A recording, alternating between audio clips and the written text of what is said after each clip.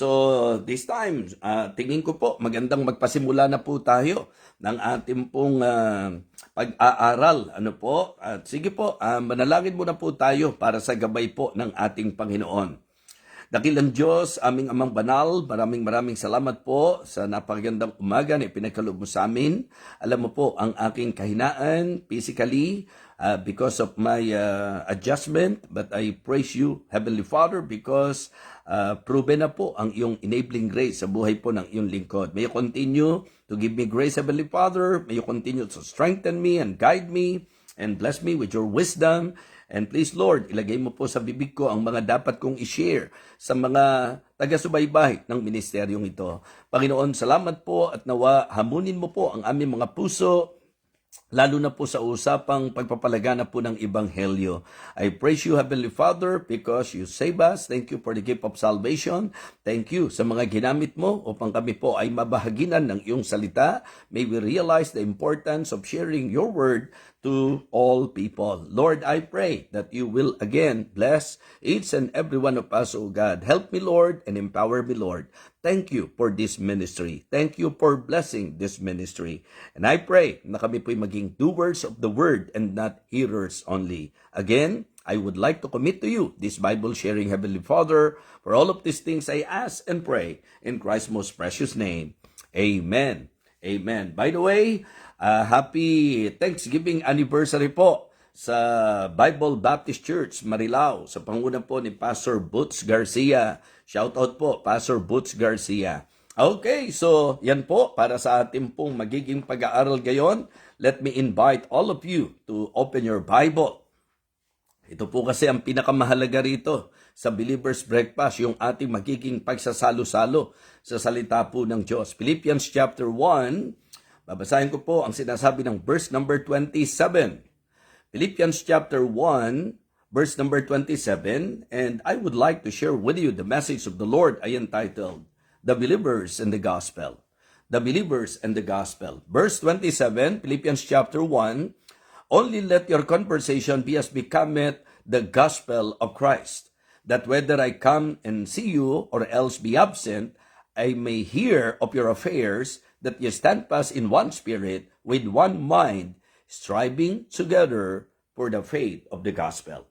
So again, for the second time, only let your conversation be as becometh the gospel of Christ, that whether I come and see you, or else be absent, I may hear of your affairs, that ye stand fast in one spirit, and with one mind, striving together for the faith of the gospel. Ito po ang salita ng Diyos. At ngayon po, ang talagang malakas na pangunguna ng Banal na Espiritu sa akin, after ng aming pong mission at ministry trip, is to challenge the listeners and the viewers ng Believer's Breakfast sa usapin ng tinatawag nating Ebanghelyo. Okay? Ang ganda po na makita natin ang kaugnayan ng mga mananampalataya at ng Ebanghelyo. Kaya po tayo mananampalataya ngayon dahil po sa Ebanghelyo. At ang Ebanghelyo po ang dapat dala ng mga mananampalataya. So this is exactly what the Apostle Paul told them. Ang sabi niya sa usapang buhay, dapat makita ang Ebanghelyo. Maunawaan ang Ebanghelyo. Well, ang Bible po ay merong malinaw na paglalahad kung ano po ang gospel.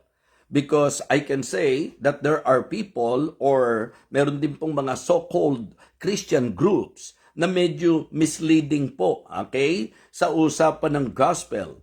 Parang hindi po klaro ang presentation po ng gospel. So I believe it is good for all the viewers of this ministry to really understand the biblical, okay, the biblical presentation of the gospel. Ito po ay nasa 1 Corinthians chapter 15. Dito po sa 1 Corinthians chapter 15, tukoy na tukoy po kung ano talaga ang gospel. Hindi paliwanag ng tao, hindi po yung konsepto ng tao, kundi yung maliwanag na sinabi po ng sulat ni Apostol Pablo sa mga taga-Korinto sa 1 Corinthians chapter 15. Ganito po ang sabi, mga minamahal. Kung may Bible kayo at kaya nyo pong sumunod, maganda po yan. Kung wala naman po, kung may mga maalam sa inyo, pwede nyo pong ilagay sa comment section para po nasusundan po ninyo ang ating pong pagtalakay. 1 Corinthians chapter 15, beginning verse number 1. Moreover, brethren, I declare unto you the gospel. So, it is good to somehow establish in our mind, brothers and sisters in Christ, that the context is about the gospel. Sapagkat sa opening pa lang ng chapter 15, very clear na po, moreover, brethren, I declare unto you the gospel, which I preach unto you, which also ye have received, and wherein ye stand. By which also ye are saved, if ye keep in memory what I preach unto you, unless ye have believed in vain. So let me emphasize sa bawat isa po sa atin, sa ating pong pagpapatuloy. Niliwanag po dito na sinasabi po ni Apostol Pablo ang dinideclare niya yung gospel. At ang sabi niya, yung gospel na dinideclare niya, yun ang kanyang pangangaral. At ang sabi rin po ni Apostol Pablo, ito yung tinanggap ninyo at inyong tinayuan. So verse number 2, by which also ye are saved, if ye keep in memory what I preach unto you, unless ye have believed in vain. Well, very consistent po ho. Ang sabi ng Romans 16, for I am not ashamed of the gospel of Christ, for it is the power of God unto salvation. Hindi ko ikinahihiya, wika ni Apostol Pablo, ang ebanghelyo sapagkat ito ang kapangyarihan ng Diyos sa ikaliligtas. So, yun po ang malinaw na sinasabi po ng 1 Corinthians chapter 15 na yung dinideclare ni Paul, gospel, yun daw po ang kanyang pinapangaral, yun daw po ang tinanggap ng mga mananampalataya at kanilang tinayuan. Na ang sabi po niya, by which also ye are saved, if ye keep in memory what I preach unto you, unless ye have believed in vain. So meron din po kasing mga nagsabing nanampalataya, pero hindi naman po talaga tunay ang pananampalataya.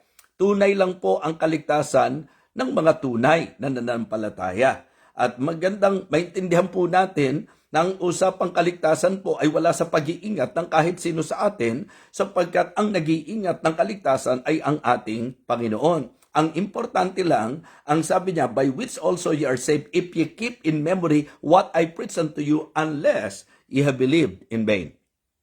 Okay?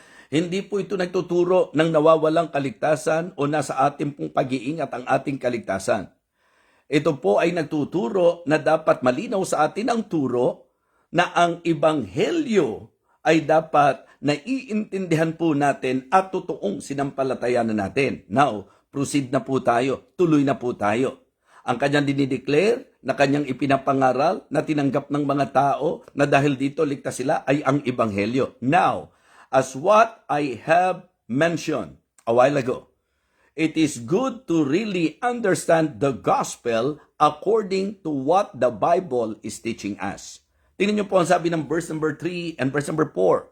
For I delivered unto you first of all, okay, that which I also received. Tinanggap din daw po ito ni Apostol Pablo.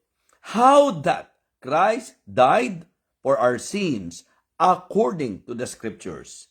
Verse number 4. And that he was buried and that he rose again the third day according to the scripture. So, ang gospel po, hindi na para imbentuhin pa natin ang paliwanag. At hindi po dapat lumihis dito po sa sinabi ng Biblia ang ating magiging presentation ng gospel. Ang dapat maging presentation natin ng gospel ay ang naging presentation ni Apostle Paul na ang sabi niya, ang gospel ay ang kamatayan, pagkalibing at muling pagkabuhay ng ating Panginoon. So mga kapatid, mga minamahal, ang ebanghelyo po ay klarong-klaro na itinuro sa Biblia na ito po ay ang patungkol sa kamatayan, pagkalibing at muling pagkabuhay ng ating Panginoon. Yun po yung ating sinasampalatayanan. Yes, ang sinasampalatayanan natin, Panginoong Jesus, at sa usapan ng ating pananampalataya, yung pagkilala natin na yung kanyang ginawa para sa atin, yun po ang makapagliligtas sapagkat siya po ang nagbayad ng dapat nating bayaran. Okay? Jesus paid it all. And when we consider the teaching of the Word of God concerning the gospel is the death, burial, and resurrection of our Lord Jesus Christ. Na kung babalikan po natin, ang sabi ni Paul, ito yung dinideclare ko, ito yung pinapangaral ko, ito yung tinanggap ninyo, ito yung tinayuan ninyo, na dahil dito ligtas kayo, maliban na lang kung hindi kayo nanampalatayang totoo. Ibig sabihin, hindi po naging genuine ang ating pananampalataya. Ang usapang salvation po ay 100% work of our Lord Jesus Christ. Pag sinabi nating 100%, wala ka nang idadagdag. Excuse me po. It means kompleto na po.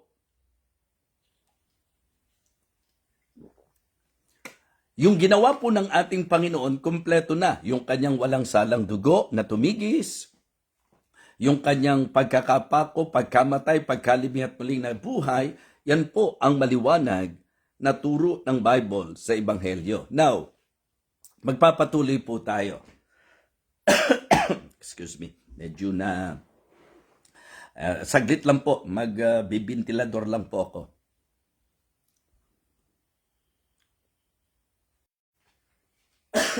Sorry.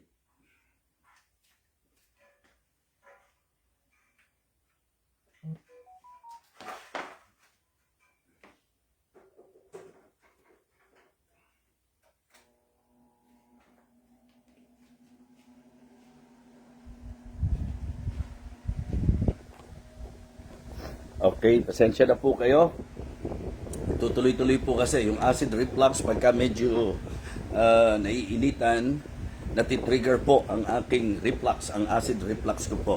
So tuloy po tayo. So I already established to you the clear teaching of the Bible concerning the gospel, that the gospel is the death, burial, and resurrection of our Lord Jesus Christ, that salvation is 100% work of our Lord Jesus Christ. At ito ngayon, nung ipinresent ni Pablo, ito yung tinanggap nila, ito yung sinampalatayanan nila, the same thing with us, na dapat natin panampalatayanan, na dapat nating tanggapin. Wala ka nang idadagdag sa ginawa ng Panginoon, pananampalataya lang sa bahagi po natin. Of course, aminin natin na makasalanan tayo, that we cannot save ourselves, at ang kailangan po natin is to put our faith, our trust, doon po sa ginawa ng ating Panginoong Jesus. So, yan po ang gospel. Now, in our text, the Apostle Paul said, only let your conversation be as becometh the gospel of Christ, that whether I come and see you or else be absent, I may hear of your affairs, that ye stand fast in one spirit,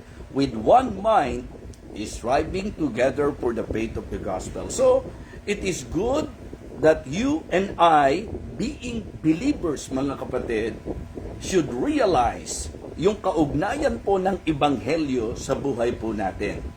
And the first point that I would like to share para po sa ating mensahe, sapagkat napaka-importante ng hamon na ito sa bawat mananampalataya, na mabuhay po tayo ng buhay na karapat-dapat sa Ebanghelyo ng ating Panginoong Kristo, na talagang hindi tayo basta yung mga tao lang na tumanggap ng gospel, kundi tayo po ay kumikilala sa ating responsibilidad sa usaping Ebanghelyo. Okay.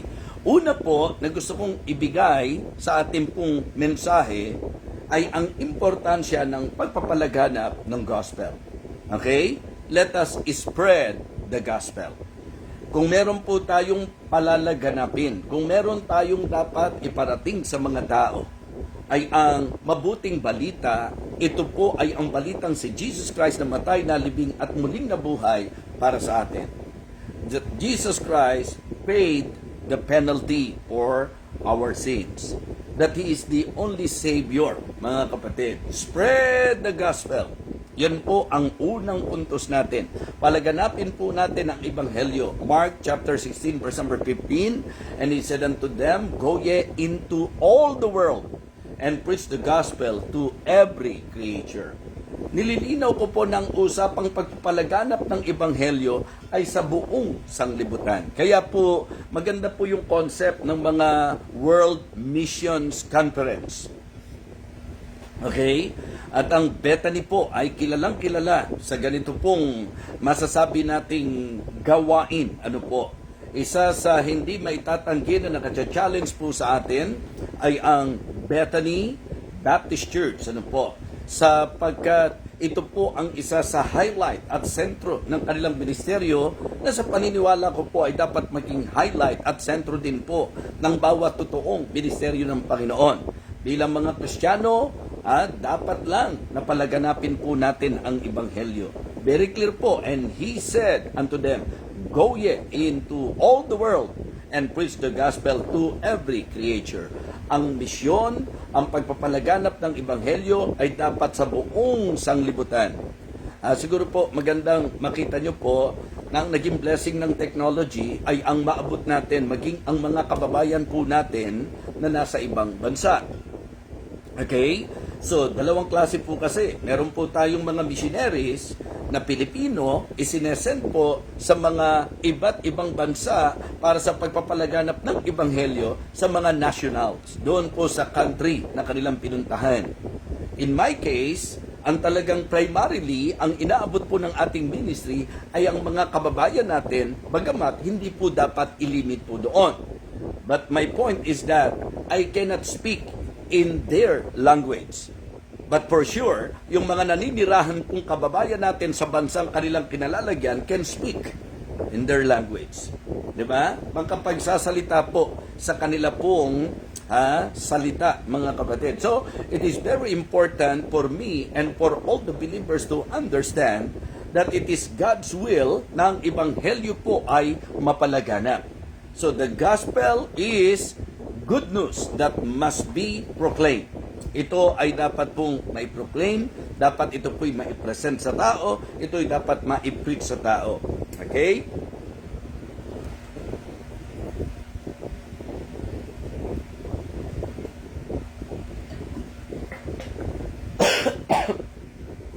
So, ang unang puntos po natin, mga minamahal, is the spreading of the gospel. Let us spread the gospel. Let us spread the gospel. Share it personally. Ibig sabihin, kung titingnan po natin, yun ang kalooban ng Panginoon, dapat plainly, ibig sabihin clear, wala kang iyahalo sa Ebanghelyo, mga kapatid, and then share it passionately. Sa pagpapalaganap natin ng Ebanghelyo, dapat gawin po natin ito. Sa individual, kausapin po natin sila at pagka pinresent natin, yung hindi po sila mako-confuse, dapat plain and clear at ito nga po yung pinasa ko sa inyo. Diba? Sa 1 Corinthians chapter 15. And then, passionately, like the heart of the Apostle Paul. Grabe, ang puso ni Apostol Pablo. Siguro dala na rin ito ng puyat. Ano po? Okay, so number 1, let us spread the gospel. So number 2, it is also good, mga kapatid, to show the gospel. Ang sabi niya, only let your conversation be as becometh the gospel of Christ. So ang idea po, mga kapatid, ang Ebanghelyo ay mensahe ng kaligtasan. At ito pong mensahe ng kaligtasan ay may dapat maging impact sa buhay ng mga nagkiklaim na sila po'y naligtas. So, ang ibig sabihin po, ang kalooban ng Panginoon, magliwanag po tayo. Diba? Kasi yun po yung idea. Only let your conversation be as becometh the gospel of Christ. So, yung conversation po dito is way of life. Diba? Yung ating pong way of life. Okay? So, excuse lang po sandali ho. Pastor?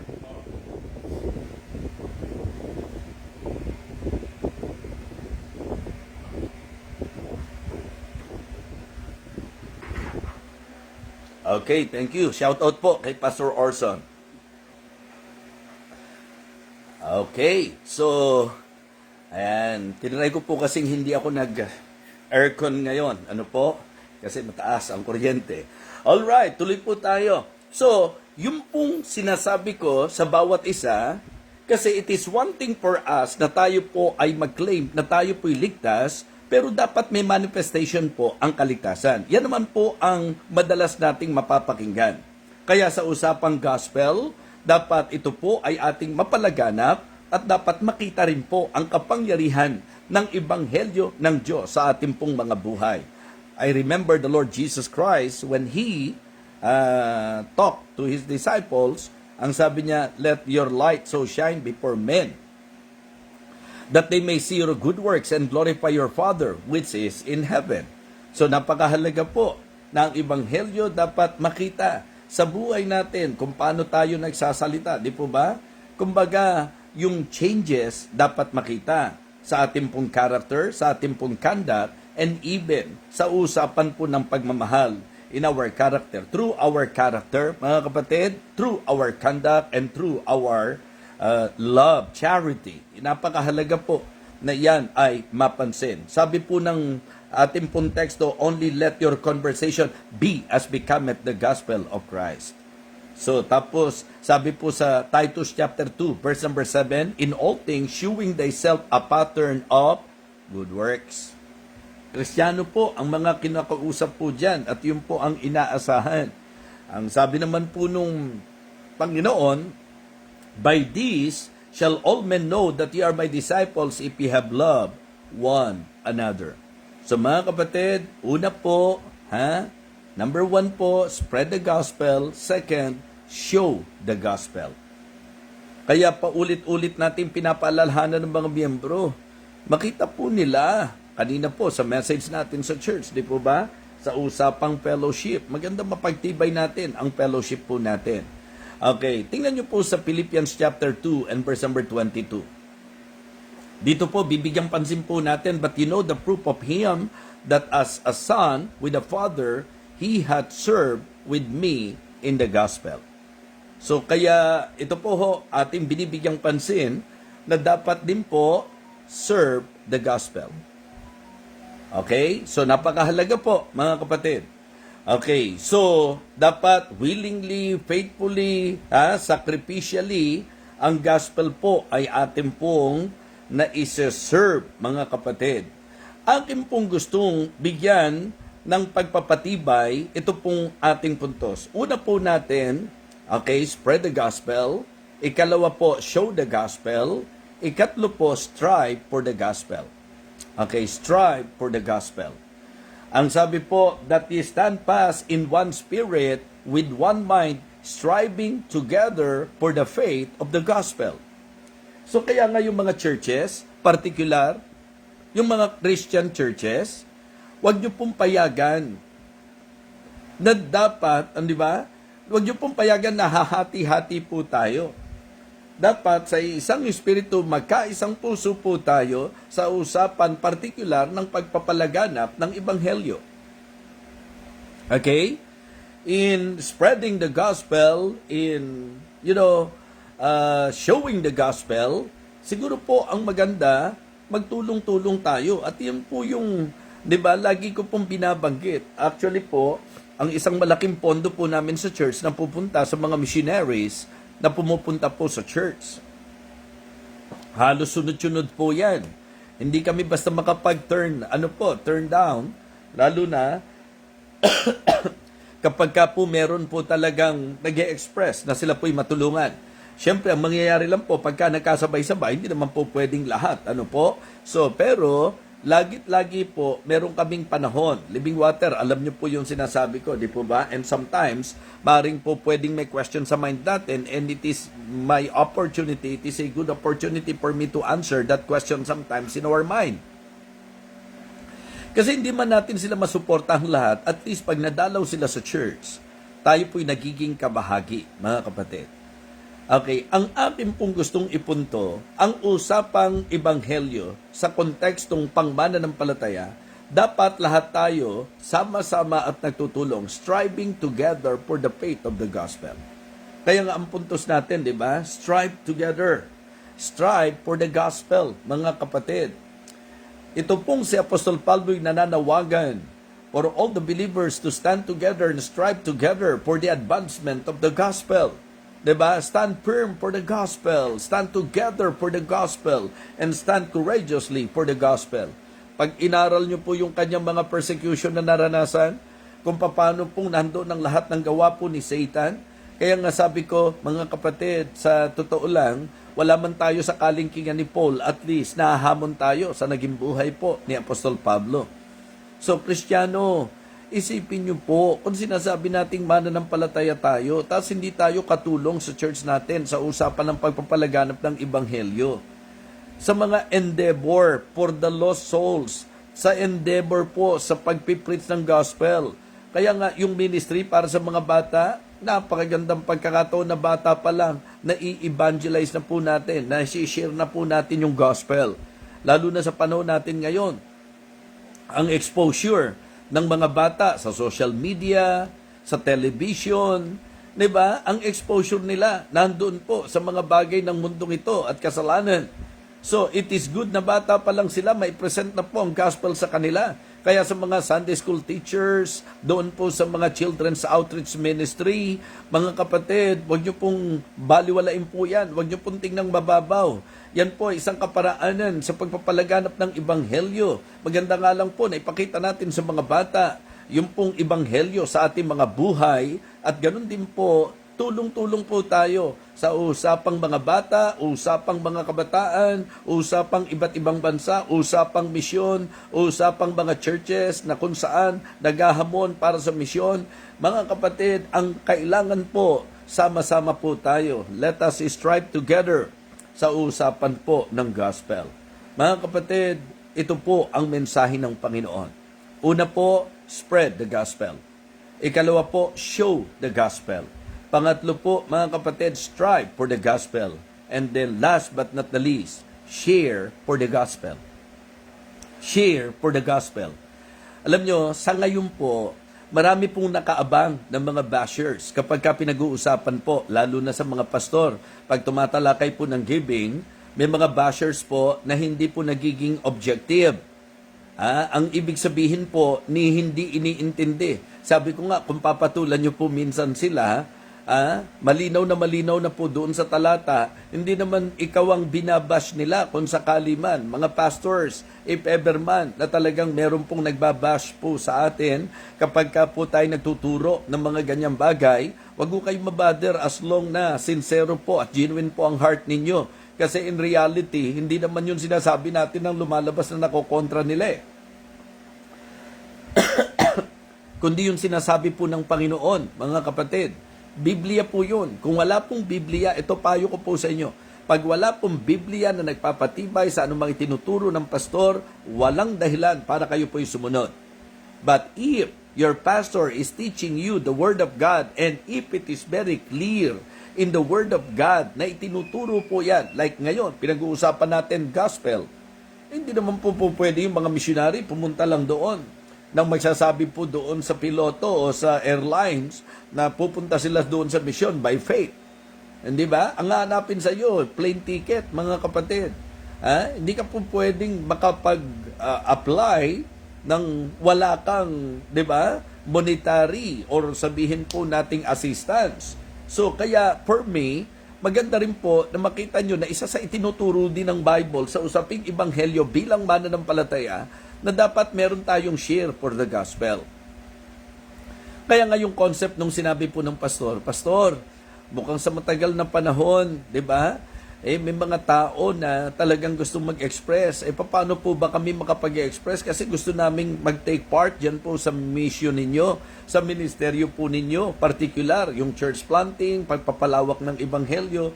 Palibasa, hindi nga po ako na-use doon at sa sobrang ingat ko po, ayaw ko pong mapag-isipan. Pero, sa totoo lang, naisip ko, di ba? Like for example, ngayon, nagcha-challenge tayo mga tao. Almost every day, naka-aircon po ako nung pag-share dahil napakainit po kapag ka hindi. Pero, yun po, sabi ko, may katwiran. Opo. So, pero ang gusto kong i-point out, higit po dito sa usapang online, kasi kahit di nyo po gawin yan, walang problema eh. Pero yung usapang mga missionaries na pumupunta sa iba't ibang bansa, kakailanganin po nila ng mga somebody na mag-share para po sa pagpapalawak at pagpapalawig ng ministeryo at ebanghelyo ng Panginoon. Okay? So kaya napakalaking tulong po niyan. Ngayon po, ang isa sa wino-workout namin, kasi ang hirap ng sitwasyon nila Pastor Mark J. Ang hirap po ng sitwasyon nila Pastor Jabez, na talagang through online po sila. Pero importante po yung physical presence ng pastor. Kaya po wino-workout po natin yan. And I'm very happy to see that our members are very positive. They are very positive at hindi sila naapektuhan ng mga poisonous statement po ng mga talagang hindi nagiging objective, makakontra lang. Actually po, may mga katwiran din po sila kasi meron naman talagang gumagamit po ng ministeryo o salita ng Diyos sa pangangalakal. Pero madidiscern naman po natin yan. Kaya importante po na makita natin that we need to share for the gospel. We need to take part, mga kapatid. We need to support the missionaries. Mahalaga po ang pagsuporta sa mga misyonero, mga kapatid. Sabi ko kay Doc Emerson, kasi natouch ako, nung po dumating doon sa point, si Doc Emerson, sabi niya, alam mo, sa iyo namin gustong mag-share. Bakit? Being evangelist at church planting, nakasisiguro kami na talagang nagagamit sa pagpapalawak ng gawain ng Panginoon at sa ikaliligtas ng mga kaluluwa dahil church planting yan Start ng mission and then evangelistic meeting. Kasi ang kalagayan ko po is evangelist. By nature po ng ministry na ginagawa ko po, evangelist. Kaya nga po, napaka-bless ako na ang members po ng Living Water Baptist Church, hindi lang nila tanggap yan, kundi kaagapay po talaga sila. And I can say, in all honesty, that one of the great help in my life as I do the work, as I fulfill the great task, the Great Commission, ay yung pong mga supportive members. Si Apostol Pablo po, very thankful sa mga mananampalataya sa Pilipos kasi sila po talaga ay naging bahagi ng ministeryo ng misyon ni Apostol Pablo. At niliwanag po yan sa Philippians chapter 4, verse number 10, But I rejoice in the Lord greatly that now at the last your care of me hath flourished again, wherein you were also careful but you lack opportunity. Nilinaw nga niya not I speak in respect of want. Kasi ang nakakabother po sa akin minsan, kaya ko po hindi basta magawa na mag-approach po, lalo na sa mga pangangailangan sa ministry. Kasi una, pag nakita po ako, mukhang maayos naman po kami pagdating sa yung amin pong mga sabihin nating kasuotan, everything. Kasi ayoko naman pong magmumukhang kawawa para po bigyang pansin. Kasi pangalan din po ng Panginoon na nakasalalay, hindi naman nagkukulang ang Panginoon po sa amin. Kaya lang minsan kasi, kapag ka po ikaw ay nagsabi ng ganyan, ang iniisip ng iba, parang, perahan lang yan. Bagamat totoo po na meron naman talaga, pero si Pablo po mismo, ano ang sabi po niya?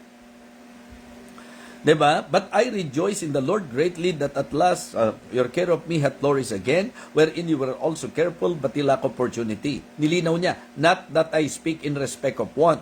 For I have learned, in whatsoever state I am therewith to be content. I know both how to be abased, I know how to abound, everywhere in all things I am instructed, diba? Both to be full and to be hungry, both to abound and suffer need. So yun po. Pero nung sabi niya, kinukomment niya yung church. Dahil kahit hindi naman sa usapin ng tinatawag ng pangangailangan, kayo ay nagpadala sa akin ng inyong tulong. Kaya nga sabi ko, yung pong mga members natin na talagang bukod sa kanilang faithful giving sa church, sila po'y nagte-take part sa buhay ko po sa ministry, kumbaga sa usapan po, kayo po'y may share sa mga nagiging bunga po ng ministeryo. Kaya in a way, parang itinetake ko po yung advice na mas marami po ang po pwedeng magawa kapag ka ikaw po sa iyong pagpapalaganap ng ebanghelyo ay hindi malilimitahan. So, like for example, hindi po biro ang mga expenses nito pong nakaraan sa usapang ministry trip. Salamat na lang, may mga members po na marunong makidamay, marunong makibahagi. And I know that it is the application of the teaching of the Word of God concerning yung pong giving and receiving. Yan ang eksaktong sinabi ni Paul, for once and again, you sent unto my necessities, di ba? So, kayo lang ang talagang tumulong. Yan po ang sinabi ni Apostol Pablo. Kaya naman ang sabi niya, not because I desire a gift, but I desire fruit that may abound to your account. Nilinaw pa nga niya, kung tutusin, areglado naman ako dahil meron pong lumingap sa kanya. Pero sabi niya, but my God shall supply all your needs according to His riches in glory by Christ Jesus. So, kaya sa ating pong tinalakay ngayon, sa usapang mananampalataya at ebanghelyo, akin pong pinakita sa inyo ang kaugnayan nito. Ang kaugnayan po ng mga mananampalataya sa ebanghelyo, kaya tayo mananampalataya dahil sa ebanghelyo. At kaya tayo naabot ng ebanghelyo dahil po sa mga mananampalataya na nagpadala sa atin ng ebanghelyo, na nagbahagi sa atin ng ebanghelyo. At bilang mga mananampalataya na nakakaintindi na ang Ebanghelyo ang kapangyarihan ng Diyos sa ikaliligtas. At nilinaw ko po sa inyo kung ano ang Ebanghelyo ayon sa turo ng Bible. Ito po'y magandang balita na si Jesus Christ ay namatay, nalibing at muling nabuhay. Mga Kristiyano, mga kapatid sa Panginoon, it is very important for all of us to really consider this message. The believers and the gospel. Let us spread the gospel. Yun po ang ginagawa natin. Itong naging trip namin, pagpapalaganap ng Ebanghelyo. Yung mga World Missions Conferences, that is actually the appeal for us to be involved doon po sa world mission because we need to spread the gospel. And then we need to show the gospel. It is not good that you are just preaching. You need to practice, di ba? Ang sabi niya, only let your conversation be as becometh the gospel of Christ. Dapat yung ebanghelyo ng Panginoon talagang umaayon sa buhay na nakikita po sa bawat isa po sa atin. And then, importante rin po, strive for the gospel. Tulong-tulong. Members, huwag niyong ipaubaya sa pastor lang. Huwag natin ipaubaya sa members, sa workers lang.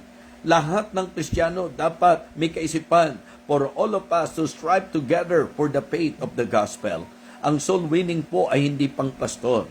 At ang pastor naman po, hindi exempted sa soul winning.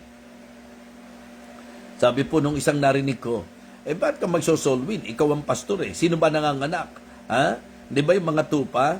Kaya parang ang punto niya, dapat ang soul winning, trabaho yan ng mga members. Mali po, kasi bago po natin makita ang kalagayan nating pastor, tayo, Kristiyano muna tayo. At ang usapang soul winning at ang pagpapalaganap ng Ebanghelyo ay usapang pang-Kristiyano. Kaya kung ikaw ay pastor ng Kristiyano, kasama ka sa dapat nagso-soul win. Hindi naman ibig sabihin yan, obligadong kasama ka sa mga visitations. Katulad po ng ginagawa po ng inyong lingkod. Ako po, kahit ako'y nagpapastor na, given a chance and an opportunity na meron pong sishira ng gospel, katulad nga po nitong mission trip namin ito, natutuwa po ako na yung bisita po namin, pagkatapos po ng service, the Lord led me to talk to her. And Sister Yoli is very happy because dinala po niya yung kanyang kakilala at kaibigan, and praise God sapagkat si Clarice nagpasyang tumanggap manampalataya sa Panginoon noong pong August 3, 2026. Diba? Si Sir Julie, nagpapasalamat tayo sa Panginoon doon po sa mga trip natin na yan sa misyon. So mga kapatid, ang dapat talaga tulong-tulong. Hindi po pwedeng ikatwiran ng mga miyembro, pastor yan, trabaho ng pastor yan. At hindi rin po pwedeng ikatwiran ng mga pastor, trabaho ng mga miyembro yan. Mga kapatid, pastor ka man o miyembro ka man, ang soul winning at ang pagpapahayag ng Ebanghelyo ay trabaho ng mga Kristiyano. Kaya kung ang pastor, Kristiyano din, trabaho po natin yan na tayo po ay magpalaganap ng Ebanghelyo. Members, kung ikaw ay totoong Kristiyano, we are accountable and responsible because we are all debtor. Yan po ang sinasabi ni Paul. Kaya sabi niya, so as much as in me is, I am ready to preach the gospel to you that are at Rome also. And in verse 16 of Romans chapter 1, for I am not ashamed of the gospel of Christ, for it is the power of God unto salvation. Let us strive together. Strive for the gospel and then share for the gospel. Dito pumapasok ang mission giving. So yung pong inyong pagsuporta sa mga pastor, sa mga mangangaral, in a way, kayo po ay nagsishare sa usapan po ng gospel sharing, ng gospel preaching. Yung mga bansa na hindi natin mapupuntahan, may mga nagpupunta po roon. Yung mga missionaries na nagsuko ng buhay sa specific country, mga kapatid, sa pag-share natin sa kanila, para na rin po tayong pumunta po doon. So, yan po ang malinaw. Ang sabi po ng ating teksto, only let your conversation be as becometh the gospel of Christ, that whether I come and see you, or else be absent, I may hear of your affairs, that is stand fast in one spirit, with one mind, striving together for the faith of the gospel. The believers in the gospel. Sige nga, kung kayo po'y nakinig ngayon pong umagang ito, mga giliw na taga-subaybay, subukan nyo nga pong i-type yung ating pong mga punto sa mensaheng ito. The believers in the gospel. Number 1, let us spread the gospel. Number 2, magandang nasusundan po natin dapat, di po ba? Number 1, let us spread the gospel. Number 2, let us show the gospel. Number 3, let us strive for the gospel. And number 4, let us share for the gospel. Yan po ang mensahe ng ating Panginoon. How about us? Kamusta po tayo, mga giliw na taga-subaybay? Kamusta po tayo sa usapan ng Ebanghelyo? Are you saved today? Do you know for sure that any moment you die, you go to heaven? If not, the gospel is the answer. It is good for you to realize that Jesus died for your sin, that Jesus died, buried, and rose again. He shed His blood, mga kapatid. He paid the penalty for the sins of mankind. And yung mananampalataya po, ang sabi ng Bible, ay pagkakalooban ng buhay na walang hanggan. Kaya nga, napakaganda po na ngayong sandaling ito, mga Kristiyano, magbigay pansin po tayo sa ating pong pinag-aralan. Kung ikaw ay hindi paligtas, ang Ebanghelyo ang kapangyarihan ng Diyos sa iyong ikaliligtas, sa iyong kaligtasan. Kung ikaw naman ay ligtas, ikaw at ako ay accountable na ipangaral ang Ebanghelyo ng Panginoon sa buong sanglibutan. Yan po ang dapat na tayo ay magsama-sama sa pagpapalaganap ng Ebanghelyo, sa pagpapatunay ng Ebanghelyo sa ating mga buhay, at ganun din po, mga kapatid, maganda rin po na tayo ay magsikap, magpatibayan, at magsikap na mabuti para sa ikalalawig ng Ebanghelyo, at maganda rin pong matuto tayong magbahagi at makibahagi sa pagpapalaganap ng Ebanghelyo ng Panginoon. Let us pray. Dakilang Diyos, maraming salamat po sa napakaliwanag na mensahe mo. Bagamat physically, meron pong difficulty on my part, maging sa aking pong throat, at sa kalagayan po na humanly speaking, it is really hard na hindi po sapat ang tulog, pero salamat sapagkat sapat ang iyong biyaya. May you continue to challenge your people, Heavenly Father. And if ever na ngayong sandaling ito, may nakakarinig po sa amin na hindi pa nakatitiyak ng kaligtasan, may they realize the importance of your gospel, Heavenly Father, that the reason why you came is to die for our sins.